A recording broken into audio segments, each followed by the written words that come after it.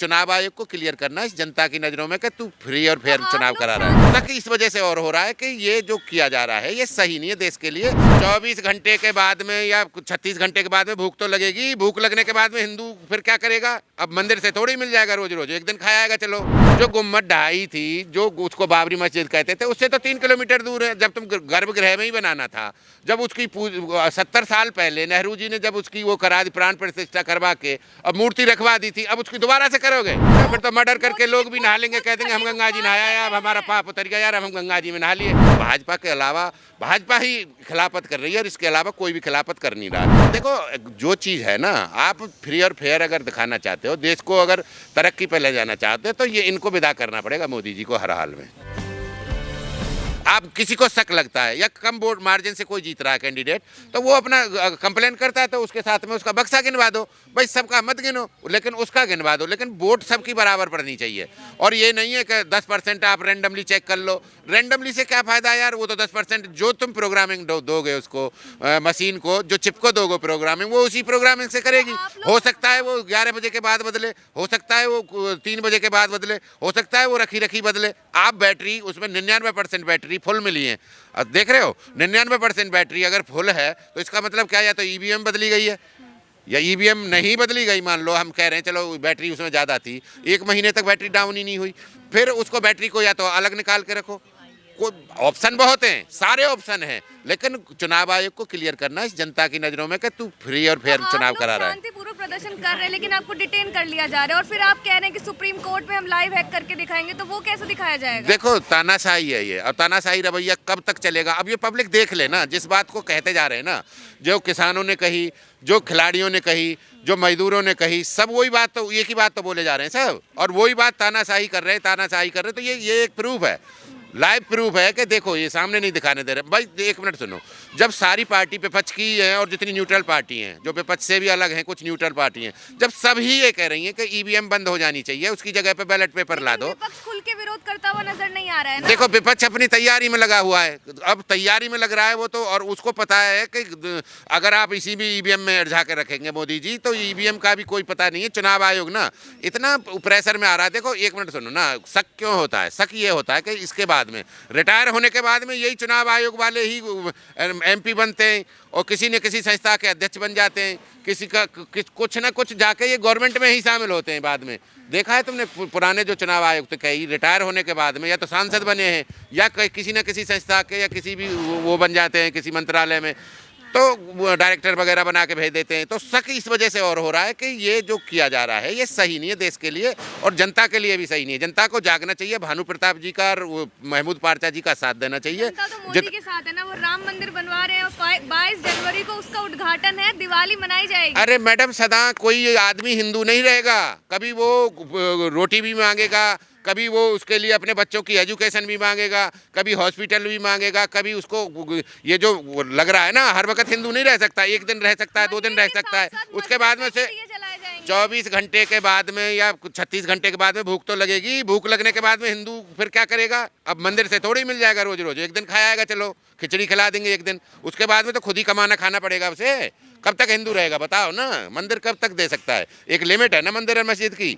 तो ये नहीं है। देखो, गुरुद्वारा भी कुछ समय तक रख सकता है, उसके बाद में तो तुम्हें खुद ही करना पड़ेगा। और जब तुम सोर्स साधन संसाधन प्रसाधन सारे कोई बेके दे रहे हो, जब कुछ है ही नहीं। आस्था जुड़ी हुई है सर, कुछ देगा नहीं, उसमें आस्था जुड़ी हुई है लोगों की। देखो, आस्था को मैं मना नहीं कर रहा हूँ यार, सबके घर में मंदिर बने पड़े हैं, सबके। कौन ऐसा घर है? मेरे को तो लगता नहीं हिंदू जितने भी हैं भारत में जिसके घर में मंदिर ना हो अपने घर में। और भगवान कण में होता है, ये नहीं है कि जाके वहाँ। अब ये 3 किलोमीटर दूर बना रहे हैं गुम्मद से, जो गुम्मद ढाई थी, जो उसको बाबरी मस्जिद कहते थे, उससे तो 3 किलोमीटर दूर है। जब तुम गर्भगृह में ही बनाना था, जब उसकी 70 साल पहले नेहरू जी ने जब उसकी वो करा दी, प्राण प्रतिष्ठा करवा के अब मूर्ति रखवा दी थी, अब उसकी दोबारा से करोगे? बताओ ना। अब एक ही इसमें भैया, हमारे देखो सनातन धर्म में एक बार ही किसी मूर्ति की वो कर सकते हो प्राण प्रतिष्ठा, और 3-3 बार नहीं होती है। अब तुम ले जा रहे हो, अब उससे 3 किलोमीटर दूर बना रहे हो, एक्चुअल स्थान पे तो तुम हो ही नहीं। और लड़ाई किस बात की थी? लड़ाई तो उसी बात की थी, इसे तो कहीं भी बना लेते। तो तुमने मस्जिद तोड़ी क्यों? वो गुम्बद क्यों तोड़ी? या राम मंदिर का जो जन्म स्थान था उसको क्यों तोड़ दिया तुमने? तो भगवान जी को क्यों टेंट में रखा इतने दिन? देखो कोई चीज़ है, उंगली कितनी भी उठा लो, नहीं समझ रहे, कोई फेयर नहीं है। और जब तुम उसका जा रहे हो सुबह से शाम तक दारू पी रहे हो, फिर उसके बाद में मांस मच्छी खा रहे हो, तुम काय के सनातनी रह गए भाई? अगर मुसलमान दारू पी रहा है और वो मस्जिद में जा रहा है 5 टाइम की नमाज कर रहा है, तो वो काय का नमाजी है? क्या चीज़ चेंज हो सकती है? मतलब नहाने के बाद में ऐसे तो कोई भी नहा लेगा भाई। एक बात बताओ ना, फिर तो मर्डर करके लोग भी नहा लेंगे, कह देंगे हम गंगा जी नहाया है, अब हमारा पाप उतर गया यार, हम गंगा जी में नहा लिए, अब मर्डर तो हो गया हमसे, लेकिन हम गंगा जी नहाया है, अब तो हमें माफ कर दो। किसी की भावना को ठेस पहुंचा रहे हो सर। हम किसी की भावना को ठेस नहीं पहुंचा रहे, हम खूब कह रहे हैं देखो कड़कड़ में राम है, हमारे घर में भी राम मंदिर है, सबके घरों में मंदिर है, ऐसी कोई बात नहीं है। ये तो जानबूझ के ना हाइप कुछ भी कर लो, तुम मुद्दा कितना भी बड़ा बनाए चले जाओ, लेकिन देखो एक मिनट सुनो, लेकिन उसका यूज कर रहे हो ना, जो धर्म का यूज मिक्स कर रहे हो ना राजनीति में, ये बहुत गलत है। और राजनीति अगर ऐसे ही चलती रही ना धर्म के हिसाब से, जाएगा इस बात को लेकर। अब जहाँ जाना होगा चले ही जाएंगे ना। मोदी जी को जो करना है वो तो करेंगे ही, वो रुकते ही नहीं है। आईडी ईडी सीडी सब तो लगा लेते हैं, वो ने जो लगाना लगा लो, अपना जाना है तो जाएंगे ही। विपक्ष कुछ करती नहीं है, हाथ पे हाथ रख के बैठी रहती है, सत्ता पक्ष को कुछ करने नहीं देगी, उसके विरोध पे उठते रहते हैं लोग और आवाज उठाते रहते हैं। नहीं दिक्कत, देखो एक मिनट सुनो ना, हम कोई विपक्ष वाले तो देखो एक मिनट सुनो, उन्हें अपनी मर्जी जो करना है वो अपनी मर्जी से कर रहे हैं।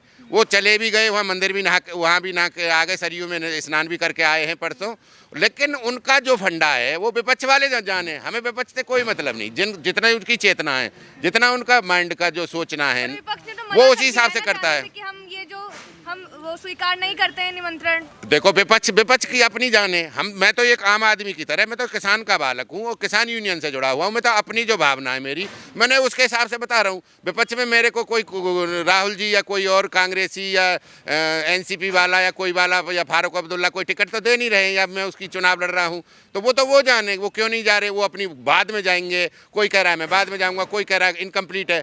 अभी देखो गुम्मद उसका पूरा बना नहीं है, जब तक गुम्मद पूरा मंदिर का बनेगा नहीं। अभी एक मंजिल कंप्लीट हो रही है नीचे वाली, सेकंड मंजिल और थर्ड मंजिल बची हुई है। अब जब प्राण प्रतिष्ठा तुमने उस मूर्ति में डाल दी, हालांकि वो एक तो पहली 70 साल पहले डल गई, वो दोबारा जो डाले वो गलत है। दूसरी बात, चलो नई तुम ला रहे हो, फिर तुम और डाल रहे हो उसमें, तो फिर उसके गुम्मद के ऊपर जो राजमिस्त्री या जो भी मैकेनिकल काम होगा या जो भी इलेक्ट्रॉनिक का काम होगा, वो उसके ऊपर ही तो चढ़ के करेगा भाई, उसके ऊपर चढ़ के करेगा। जब उसके पैर उसके सर पे रहेंगे भगवान जी के पे, जब भगवान जी के सर पे पैर रहेंगे, तो आप एक बात बताओ, तो फिर ये कहाँ का तुक है?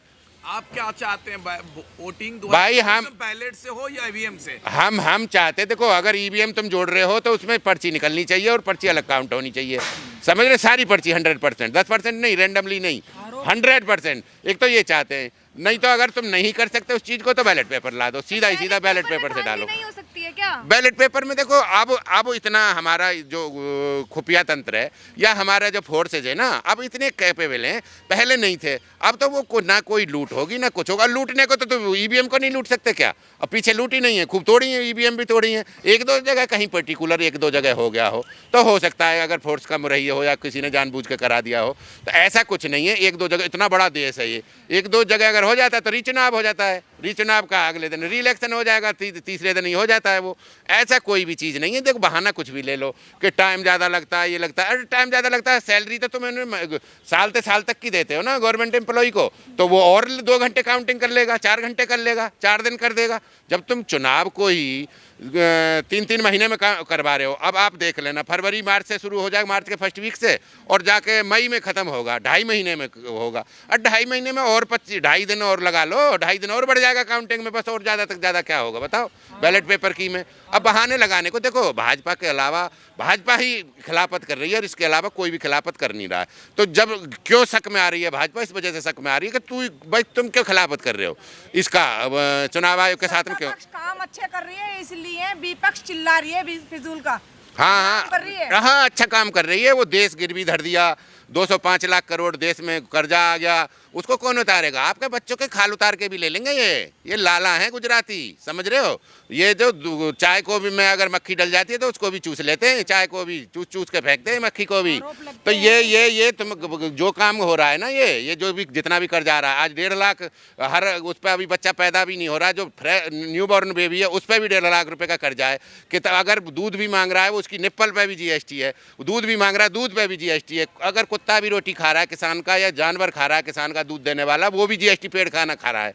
आप बताओ ना, इन्होंने छोड़ा क्या है? रात में अगर किसान सो भी रहा है, मजदूर सो रहा है, उसका पंखा चल रहा है तो पंखा पे भी जीएसटी है, ये सोते सोते भी जीएसटी दे रहा है। अब बताओ ना, को बहुत सारे इतने सारे देश हैं, उनमें तो जीएसटी और ये तो टैक्स तो छोड़ ही दो, सब्सिडी देते हैं और रिबेट देते हैं, सारा काम होता है। यहाँ तो और उल्टा सो भी रहा है तब भी उस पर टैक्स दे रहा है बेचारा सोते हुए, पानी पे भी दे रहा है, दूध पे भी दे रहा है, सो रहा है पंखे में, बिजली यूज कर रहा है उसमें भी दे रहा है, ट्रांसपोर्ट में कहीं जा रहा है डीजल पे भी दे रहा है, वैट दे रहा है, जीएसटी दे रहा है। ये कहाँ तक टैक्स में ही मर जाएगी जनता? इससे तो अंग्रेज भी बढ़िया थे, वो तो केवल 27 लेते थे, ये तो 67 ले रहे हैं। आखिरी सवाल, जिन राज्यों में कांग्रेस जीतती है वहाँ ईवीएम पे सवाल क्यों नहीं उठाती? वहां भी हटा दो ना, जहां कांग्रेस जीत रही है। यार कौन कह रहा है उसको करवा रहे को? तो हटा दो, सबको हटा दो, जहां जीत रही है कौन कर रहा है। देखो एक मिनट सुनो, जब आपको एक बात बताओ, जब पूरा ही कवर कर लोगे तो फिर तो सबको ही शक हो जाएगा। एक दो तो उसका मुंह काला करने को तो एक दो तो जिताना ही है कांग्रेस को, वो जिता दिया वहां ले जाके, क्या नाम है तुम्हारा, तेलंगाना, समझ रहे हो? ऐसा नहीं है भैया, जहां करना है उन्हें, जो बड़े चुनाव होते हैं ना उनमें वो करते हैं। अगर ये चुनाव मध्य प्रदेश, छत्तीसगढ़ और राजस्थान बीजेपी हार जाती ना, मोदी जी 100 सीट नहीं पा रहे थे लोकसभा की, पता है, देश में तो हवा निकल जाती, क्योंकि राज्यों में सरकार ही नहीं बचती, जहां है गठबंधन वाले बचते बस। जीतने के बाद कितने मिलेंगे अब? अब जीतने के बाद में तो देखो उन्हें तीनों राज्य ले लिए, अब उसके बाद में एक चुनाव हुआ है, मंत्री उन्होंने बनाया, 10 दिन के बाद में राजस्थान में वो हरा दिया। बताओ ना, ये रिजल्ट भी आ गया। देखो जो चीज़ है ना, आप फ्री और फेयर अगर दिखाना चाहते हो, देश को अगर तरक्की पे ले जाना चाहते हो, तो ये इनको विदा करना पड़ेगा मोदी जी को हर हाल में।